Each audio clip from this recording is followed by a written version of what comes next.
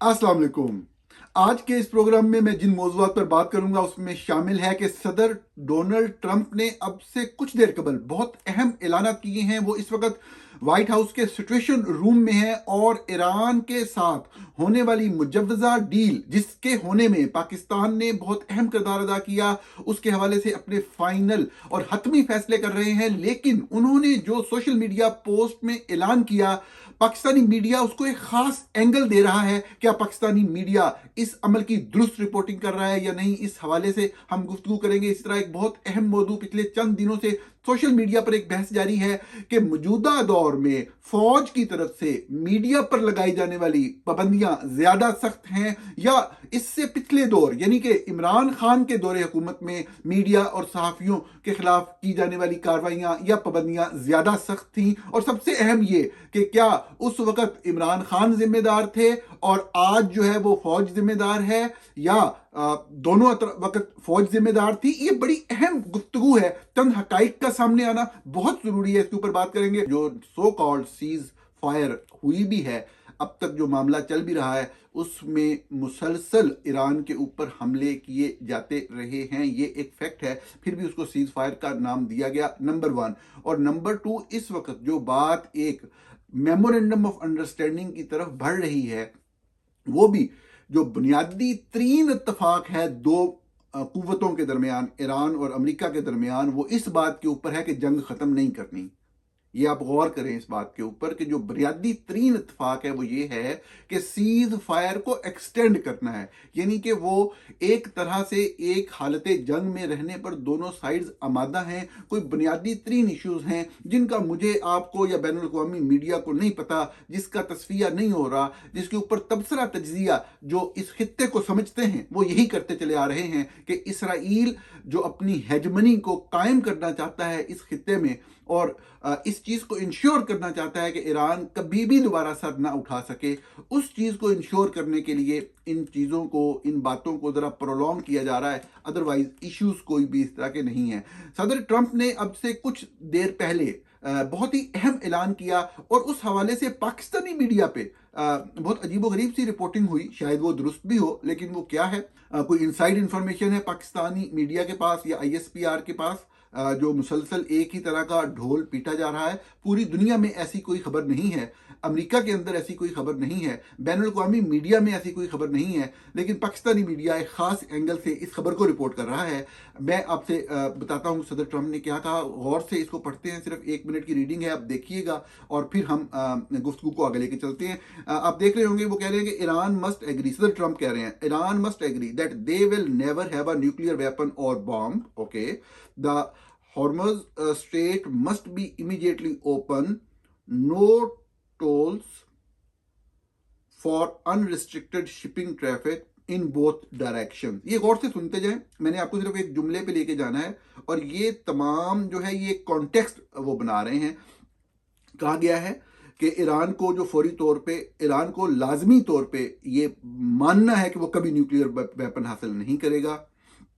Never, कभी। आप अगर कवरेज फॉलो करते चले आ रहे हैं तो इससे पहले वेपन के हवाले से तो खैर कभी नहीं। इनरिचमेंट के बारे में एक टेन्योर आ रहा था कि जी 20 साल और 10 साल के ऊपर बहस हो रही है। खैर, स्ट्रेट ऑफ हुर्मुज, सदर ट्रंप लिख रहे हैं, स्ट्रेट ऑफ हुर्मुज खुल जानी चाहिए बगैर किसी तरह के टोल्स के दोनों साइड की ट्रैफिक के लिए। खुल जानी चाहिए, ये अल्फाज गौर करते जाएं ताकि मैं आपको अपने उस फिक्रे पे लेके आऊं। All water mines bomb if any will be terminated, we have removed through detonation numerous such mines with our great water under water mine sweepers. वो दावा कर रहे हैं कि उन्होंने पहले बहुत सी समुद्र की तह में बिछाई गई जो माइंस हैं उनको ख़त्म किया है। अगर चाहे इस बारे में कोई भी शवाहिद या तफसील जारी नहीं की गई, लेकिन वो कह रहे हैं। आगे वो ये बता रहे हैं कि Iran will complete the immediate removal and और detonation of any mines that are left which will not be many. अब ये बड़ा अहम फिक्र है कि ईरान जो है वो मजीद अपने तौर पे कोशिश करके जो भी माइंस रह गई हैं, अगर रह गई हैं, वो कह रहे हैं कि रह थोड़ियां गई हैं, ज़्यादातर हमने ख़त्म कर दी हैं, ये उनका दावा है सदर ट्रंप का। लेकिन कह रहे हैं जो बाकी रह गई हैं वो ईरान ख़त्म करेगा। करेगा पे जोर है। ये बात, एक जो गुफ्तगू का एक तसलसल है, उसको ध्यान में रखिएगा। अभी वो कह रहे हैं ships caught in the strait due to our amazing and unprecedented naval blockade.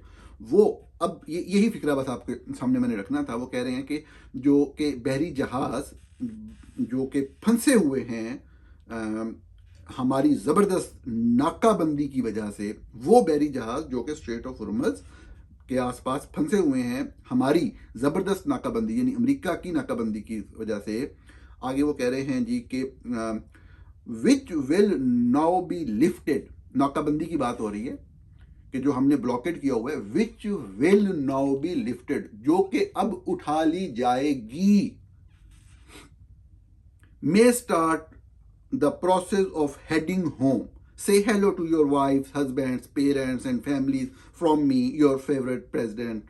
खैर ये जो भी है आपने एंजॉय किया होगा इसको, लेकिन बुनियादी तौर पे जो सदर ट्रंप ने इस फिक्रे में, अगर आप थोड़ी सी भी लैंग्वेज को समझ रहे हैं, जो बैकग्राउंड चल रहा है कि ईरान ये करे ये करे ये करे, तो आगे वो कह रहे हैं ये भी हो जाएगा कि जो अमेरिकन ब्लॉकेड है जिसकी वजह से सारे जहाज रुके हुए हैं, अब सारे जहाज अमेरिकन ब्लॉकेड की वजह से नहीं, ईरान की ब्लॉकेड की वजह से रुके हुए हैं।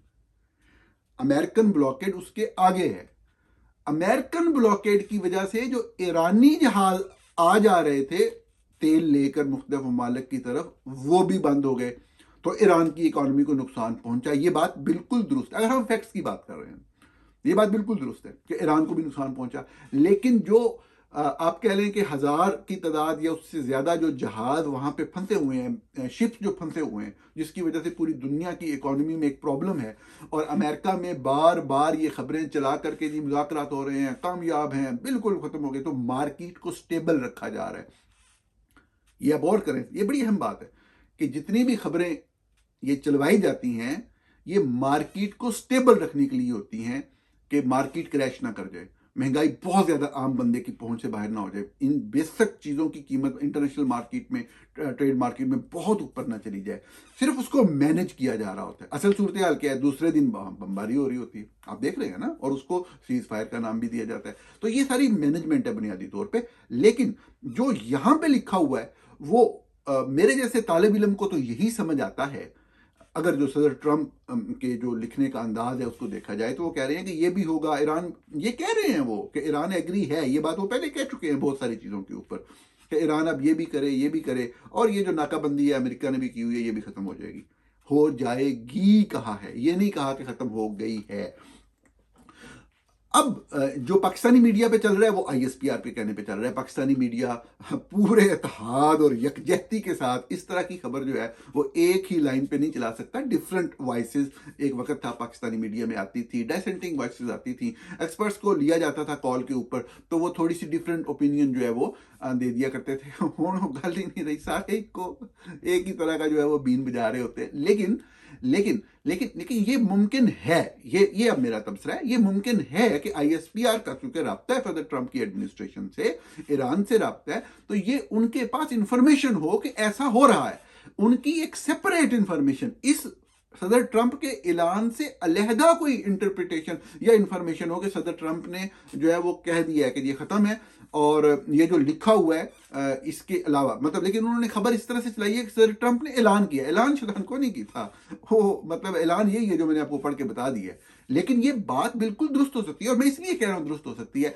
कि मैं यकीन माने दिल से चाहता हूँ कि ये मामला हल हो, क्योंकि मैं सहाफ़ी के अलावा एक आम शहरी के तौर पे, और अमेरिका जैसे मुल्क के अंदर बड़े अच्छे अच्छे काबिल लोग, मतलब ये कि रोजगार, अच्छा रोजगार रखने वाले लोगों को परेशान देखता हूँ। गरीब की हालत आप फिर खुद कर सकते हैं। और मैं ये नहीं कि मैं कोई सेल्फिश होकर अमेरिका में रह रहा हूँ तो अमेरिका की बात कर रहा हूँ, मुझे पता है कि अगर यहाँ हालात ऐसे हैं तो यकीनन बाकी इकोनॉमीज में भी लोग बहुत सफ़र कर रहे होंगे। जो कम आमदन वाले शहरी हैं उनकी जान पर बनी हुई है, ये मामला ख़त्म हो, और खुदा करे ये जो खबर पाकिस्तानी मीडिया चला रहा है वो दुरुस्त हो। लेकिन सदर ट्रंप ने ऐसी कोई गल नहीं की थी। खैर अगले मौजू की तरफ चलते हैं, और ये बड़ा दिलचस्प मौजू है। पाकिस्तान में सोशल मीडिया पे मुसलसल डिबेट्स चल रही है। मीडिया से मुतल्लक चंद सीनियर सहाफ़ियों के दरमियान किसी बात के ऊपर एक बहस हुई, वो बहस में जो कंटेंट या जो पॉइंट उठाए गए वो जैसे भी हैं, मैं उनके ऊपर कोई भी कमेंट नहीं करता। कौन दुरुस्त है कौन गलत है, मैं इस तरह की कोई बात में पढ़ना नहीं चाहता।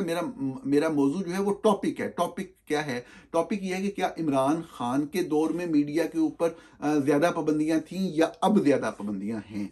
ये मेरे लिए एक टॉपिक की हैसियत रखता है, क्योंकि मैंने देखा कि बहुत ही मतलब सोशल मीडिया पे मौजूद, ट्विटर पे, एक्स पे मौजूद सहाफ़ी जो बड़े काबिल मेहनत करने वाले लोग हैं, वो भी उसके ऊपर अपने अंदाज में कमेंट कर रहे हैं। तो मैं मतलब चाहता हूं कि हिस्ट्री जो है ना उसको गलत ना किया जाए, तारीख को गलत ना किया जाए। मैं वो इंसान हूं कि बहुत आसान है मेरे लिए कि मैं कहता रहूं कि जी फलां चीज़ जो है ना वो ये वाली पार्टी बिल्कुल सही कर रही है, ये बिल्कुल सही कर रही है, इनके ऊपर जुल्म हो रहा है, इनके ऊपर गलत पर्चे कटे हैं। मैंने हमेशा कहा और लोगों ने मुझे जो है वो लेबल भी किया, लेकिन मैं आइंदा भी कहता रहूंगा। जो दुरुस्त बात है वो कहने में कोई हर्ज नहीं, लेकिन इसका मतलब ये नहीं कि मैं झूठ बोल के एक खास तरह का बयानिया बनाने की कोशिश करूं। झूठ से कभी कोई फायदा नहीं होता है।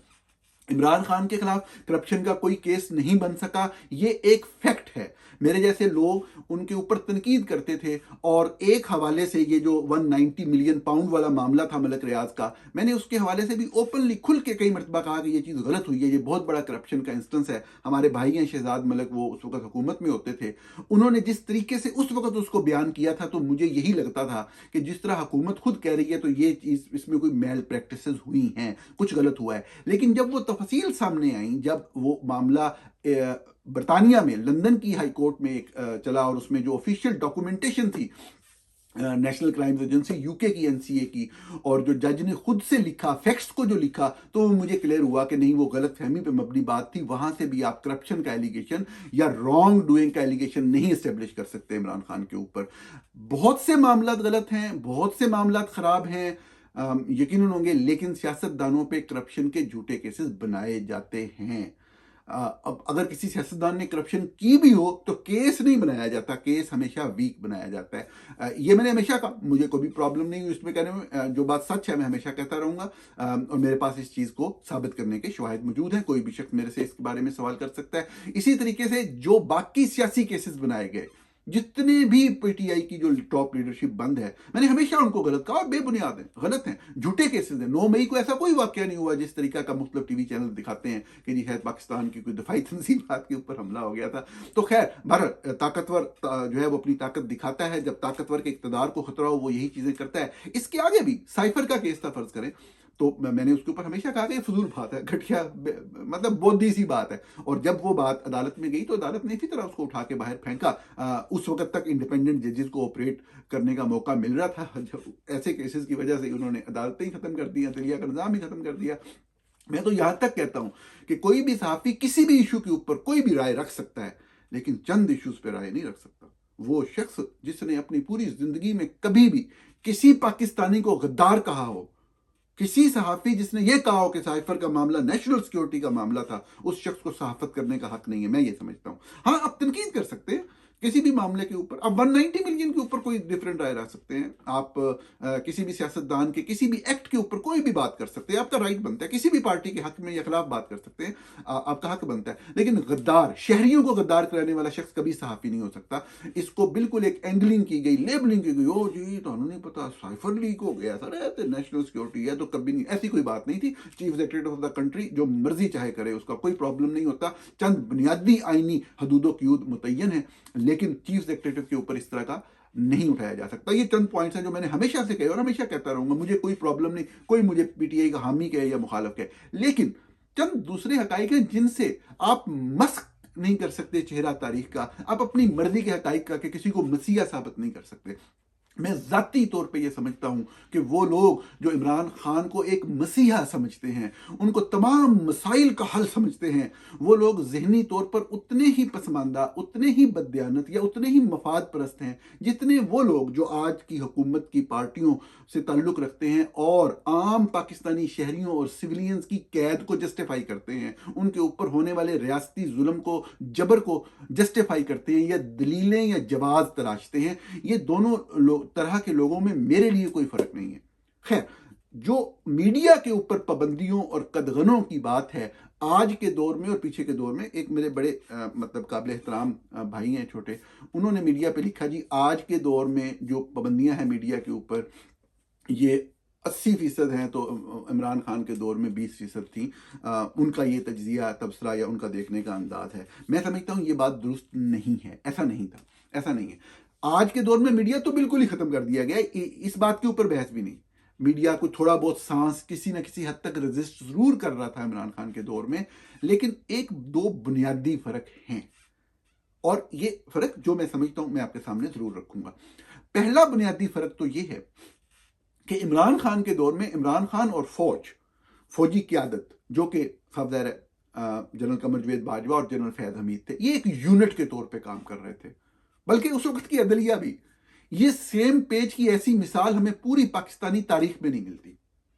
इसलिए इमरान खान से अच्छी कारकर्दगी की तवक्को करना भी किसी भी इंडिपेंडेंट सहाफ़ी की एक ख्वाहिश हो सकती है।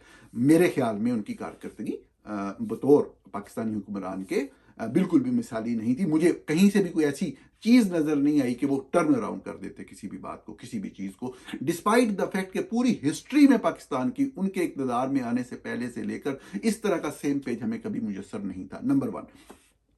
नंबर 2, इमरान खान वेनमस थे, इमरान खान गुस्से वाले थे। जिस तरह के जब नवाज शरीफ 1980s में सियासत में आए थे, उनका भी रवैया सियासत मीडिया की तरफ, सहाफ़ियों की तरफ इस तरह का था। मतलब उनको फिक्स कर देने वाली बात थी। वक्त के साथ शायद उन्होंने कुछ सीखा, फिर भी वो फिक्स करते रहे बाद में भी, सहाफ़ियों को भी और मीडिया को भी। आपको पता है जब 1999 में हुकूमत गई थी नवाज शरीफ की, तो उस वक्त उनकी बाकायदा मीडिया के इदारों से जंग जारी थी। लेकिन बहरहाल उन्होंने किसी हद तक ये लर्न ज़रूर किया कि आप इंडिविजुअल जर्नलिस्ट को फिक्स करने की तरफ उस तरीके से नहीं जाते, और बड़े तरीके होते हैं उनको मतलब है कि उनको डील करने के। इमरान खान गुस्से वाले बंदे थे, इमरान खान मीडिया को फिक्स करना चाहते थे। उनका जो मैंने देखा, बाद लोगों ने ये भी लिखा जी इमरान खान तो ओपन थे, वो तो मीडिया की तनकीद बर्दाश्त करते थे। ये बात भी बिल्कुल गलत है। I was in Pakistan during most of the time of his regime. वो कभी भी मीडिया से बात नहीं करते थे। ये बड़ी अहम बात है। देखिए, हमें तनकीद से सीखना चाहिए, बजाय इसके कि हम जो है ना वो अपनी दांत जो है वो उनको पीसना शुरू कर दें और गुस्से में आए। हमें सीखना चाहिए। इमरान खान ने कभी पूरे अपने दौरे हुकूमत में कभी मीडिया से बात नहीं की। आप बिल्कुल गलत कहते हैं जो ये कहते हैं। जो लोग, मतलब ये भी नहीं कोई मुखालिफ या अपोनेंट, जो थोड़े बहुत कोई बैलेंस्ड लोग भी थे, उनको भी कभी इमरान खान के करीब नहीं फटकने दिया गया था। सिर्फ और सिर्फ जो उनकी एक, जिस तरह वो किचन कैबिनेट होती है, तो जो उनकी मीडिया में किचन कैबिनेट आप यूं कह लें, वही लोग इमरान खान के साथ जाके बैठते थे। कभी भी कोई इंडिपेंडेंट वॉइसेस नहीं जाके बैठती थी। जो भी कॉलम निगार वहां पे जाते थे, जो भी साफी जाते थे, वो तारीफ और तौसीफ के 2-4 जुमले कह के अगला कोई सवाल पूछते थे या बात करते थे या उनको मसीहा साबित करते थे। ये खामियां हैं। ये तनकीद जो है वो बर्दाश्त करनी चाहिए, जो पीटीआई से या इमरान खान से हमदर्दी रखने वाले लोग हैं उनको भी। इसी तरह से इमरान खान मीडिया में अपने क्रिटिक्स को फिक्स करते थे। मिसाल है, बहुत सारे सहाफ़ी, मैं नाम नहीं लूंगा, मतलब कौन कौन लोग हैं, बहुत सारे सहाफ़ियों को फिक्स किया गया। और चाहे फौज ने किया, ये हकीकत है कि इमरान खान की ख्वाहिश पर किया, इमरान खान की डायरेक्ट इन्वॉल्वमेंट थी। जियो जंग ग्रुप पाकिस्तान का सबसे बड़ा ग्रुप है। मैं ज़ाती तौर पर जानता हूं वैसे कि सब ज़ाहिर है कि ये काम फौज के जरिए किया गया। नैब में भी फौज के ही लोग करवा रहे थे।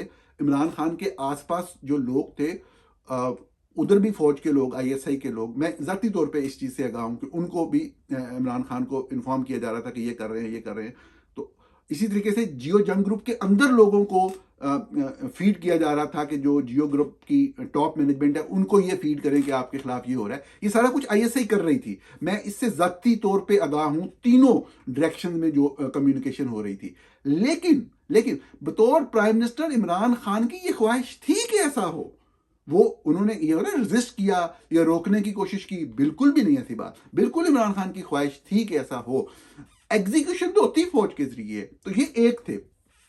कुछ साफी ऐसे जरूर थे कि उस वक्त चूंकि पाकिस्तान में यकदम फाइनेंशियल क्रंच आया, इकोनॉमी की सूरत हाल बुरी हो गई, मीडिया रेवेन्यूज कम होते चले गए। मीडिया रेवेन्यूज कम हुए तो बाज एंकर पर्सन जो हैं उनके प्रोग्राम का वो जो आप कह लें कि जो व्यूअरशिप थी या जो उनका बिजनेस था वो कम हुआ। जियो में जिस तरह तलत हुसैन साहब थे, तो जब मीडिया जियो के ऊपर पाबंदियां लगी, सख्ती हुई, केबल ऑपरेटर्स के जरिए कंट्रोल किया गया, तो साफ ज़ाहिर है कि वो रेटिंग्स भी गिरी और फिर उसके बाद अल्टीमेटली बजट वगैरह कम किए गए। बहुत कहा जाता है जी कि सैक कर दिया गया तलत साहब को, हालांकि तलत साहब को सैक नहीं किया गया था, उन्हें बताया गया था कि उनका बजट कम किया जा रहा है इतना, तो उन्होंने उसको छोड़ना मुनासिब समझा। इस तरह के वाकयात भी हुए, ये बात दुरुस्त है कि उस तरह से लोगों को निकाला नहीं गया।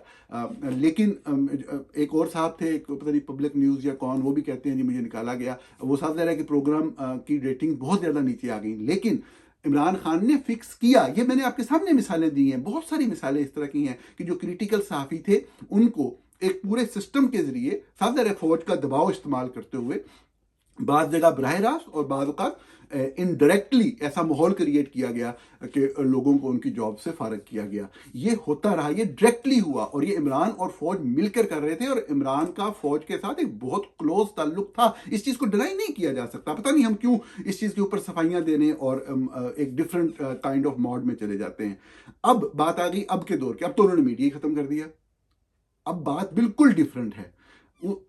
और मैं, जो लोग मुझे देखते हैं और जो लोग मुझे सुनते हैं, उनको पता है कि मैं शरीफ फैमिली या नून लीग की हुकूमत के बारे में क्या नुक्ता नज़र रखता हूँ।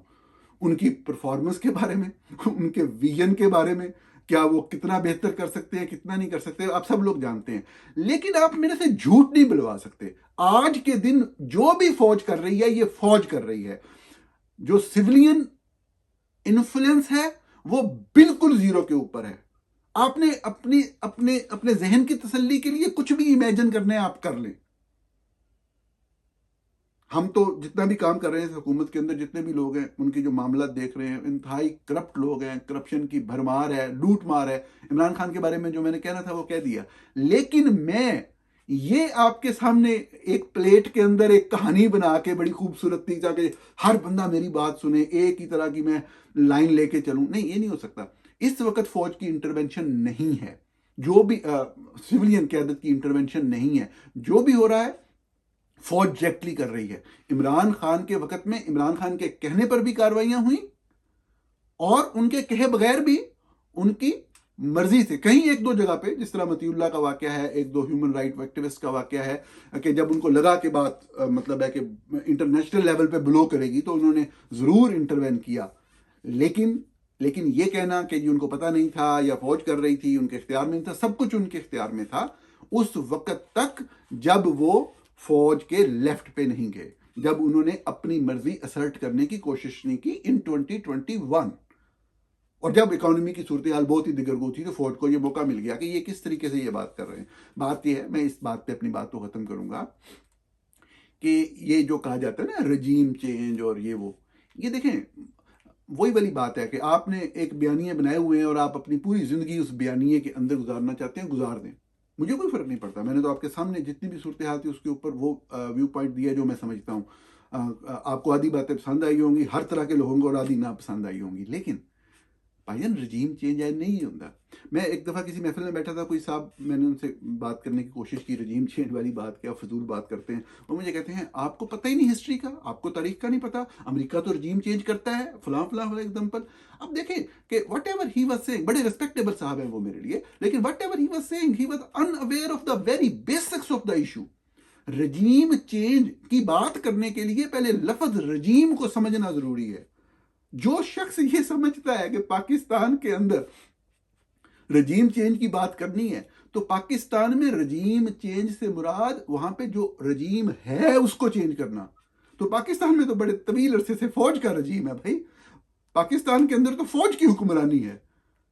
पाकिस्तान के अंदर रजीम चेंज से मुराद ये होगा, अगर आप अमेरिका के बारे में कहना चाहते हैं कि अमेरिका रजीम चेंज करे, तो रजीम चेंज से मुराद ये होगा कि जिस दिन अमेरिका ये फैसला करेगा कि इन फौजी जर्नलों को साइड पे करके कोई अवामी हुकूमत इस्लामाबाद में लानी है, मतलब अवाम की मर्जी से, या अगर आपने कंस्पिरेसी वाली बात करनी है तो ये अमेरिका अपनी मर्जी के सिविलियंस को ला के वहां पे बिठाएगा, इनू रजीम चेंज कहते हैं। पप्पट्स की तब्दीली को रजीम चेंज नहीं कहते। आई एम सॉरी किसी को बुरा लगाओ, मैं किसी स्पेसिफिक पॉलिटिशियन को पपेट नहीं कह रहा हूं, लेकिन ऑब्वियसली जब आप सेम पेज पे होते हैं और आर्मी चीफ को कौम का बाप कहते हैं और जो फौज कह रही है वही करते हैं, और फिर जिस दिन आपको होश आती है वो अगले आपको उठा के परे मारते हैं, तो आपको निकाला जाना, हकीकत यही है। अगर आप सब लोग जो भी मेरी बात सुन रहे हैं समझते हैं बात को, सिर्फ वो एक सियासी एक बयानिए को लेके आगे चलने के लिए, अपने दिल को खुश करने के लिए बात करते हैं, कि जिस दिन इमरान खान फौज के मुखालिफ हुए या फौज को अपना इख्तियार दिखाने की कोशिश की, उन्होंने इमरान खान को उठा के परे मारा। दिस वाज द रजीम चेंज, जिसको आप रजीम चेंज कहते हैं, कि उन्होंने अपना जो भी आगे बंदा चला रहे थे इस्लामाबाद में पपेट के तौर पे, वो उन्होंने तब्दील कर लिया। रजीम चेंज से मुराद उस दिन रजीम चेंज होगा जिस दिन अमेरिका, अगर आप अमेरिका की बात कर रहे हैं, वो फौजी जर्नेलों की ताकत या इख्तियार ढूंढ के, वो अमेरिका है काम कभी नहीं करेगा, उनकी मर्जी का रजीम वहां बैठा हुआ है पिछले 78 साल से। पाकिस्तान को क्रिएट ही इस मकसद के लिए किया गया था कि इस्तेमाल करेंगे। यही जो पाकिस्तान का ईरान के हवाले से किरदार रहा है, बाज लोग इसको, मैं देखता हूँ सहाफ़ी बड़े मतलब है कि उनके ऑर्गेजम ही खत्म नहीं होते। I am sorry for using this word, लेकिन हकीकत यह है कि 78 साल पहले पाकिस्तान क्रिएट इसलिए किया गया था कि जब रीजन में इस तरह की चीज़ों की जरूरत होगी तो पाकिस्तान के जरिए अपने मकसद को हासिल किया जाएंगे, जो किए गए। बहरहाल नाज़रीन, ये था आज का प्रोग्राम। आपसे कल फिर मुलाकात होगी।